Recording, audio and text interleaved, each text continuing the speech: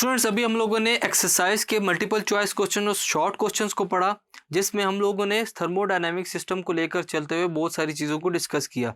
अब हम लोग न्यूमेरिकल प्रॉब्लम्स की तरफ चलते हैं, जिसमें हम लोग मुख्तलिफ इक्वेशंस को यूज़ करते हुए प्रॉब्लम्स को सॉल्व करेंगे। आइए बढ़ते हैं सबसे पहले न्यूमेरिकल की तरफ। Number 1 numerical is water at 20 degree Celsius falls from a height of 854 metre. If the whole energy is used in increasing the temperature, find out the final temperature specific heat of water. Find out हम लोगों ने क्या करना है, final temperature, जबकि हमारे पास जो specific heat of water है वो कितनी है, 4200 जूल पर केल्विन पर किलोग्राम। डाटा लिखते हैं स्टूडेंट्स। सबसे पहले जो इनिशियल टेम्परेचर ऑफ वाटर है स्टूडेंट्स वो कितना है, T1 is equal to 20 degree Celsius. इसको अगर हम लोग केल्विन में चेंज करेंगे तो कितना है, 293 kelvin. Height from which the water falls, height कितनी है जहां से वाटर फॉल करेगा स्टूडेंट्स, वो कितना है, 854 मीटर। फाइनल टेम्परेचर जो है हमारे पास T2 वो हम लोगों ने फाइंड करना है। और जो स्पेसिफिक हीट ऑफ वाटर है स्टूडेंट्स वो कितना है, 4200 joules per KG into kelvin. Solve करते हैं। हमारे पास जो स्पेसिफिक हीट के लिए फॉर्मूला होता है students, change in heat is equal to MC delta T। इसको हम लोग इक्वेशन 1 का नाम देते हैं। सॉल्व करेंगे तो यहाँ से हम लोग MGH को अलहदा करेंगे, which is equal to delta Q। इसको हम लोग इक्वेशन 2 का नाम देते थे।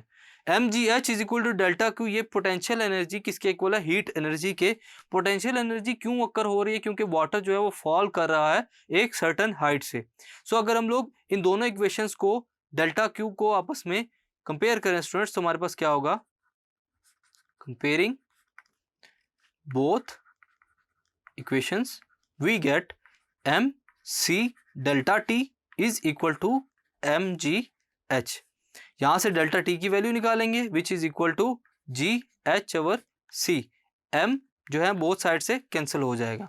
फर्दर सॉल्व करेंगे, डेल्टा T की जगह हम लोग लिख सकते हैं T2 minus T1 which is equal to GH/C। So अगर हम लोगों ने T2 की वैल्यू निकालनी है तो T1 को उधर जाके ऐड कर देंगे।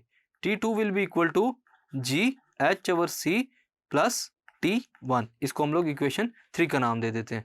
यहाँ पे वैल्यूज पुट करेंगे, putting values we get T2 is equal to 9.8 multiplied by 854 whole divided by 420 plus 293. So after solving T2 will be equal to 295 Kelvin. So students इस न्यूमेरिकल में हम लोगों ने इजीली फाइंड किया कि जो टेम्परेचर T2 है उसका जो केल्विन में टेम्परेचर है वो कितना है, 295 केल्विन। और अगर हम लोग इसको डिग्री सेल्सियस में कन्वर्ट करना चाहें तो T2 किसके इक्वल हो जाएगा, 22 डिग्री सेल्सियस। क्यों, क्योंकि केल्विन में जो हमारे पास टेम्परेचर होता है 295 केल्विन, वो सेल्सियस में 22 डिग्री सेल्सियस के इक्वल होता है। Thank you.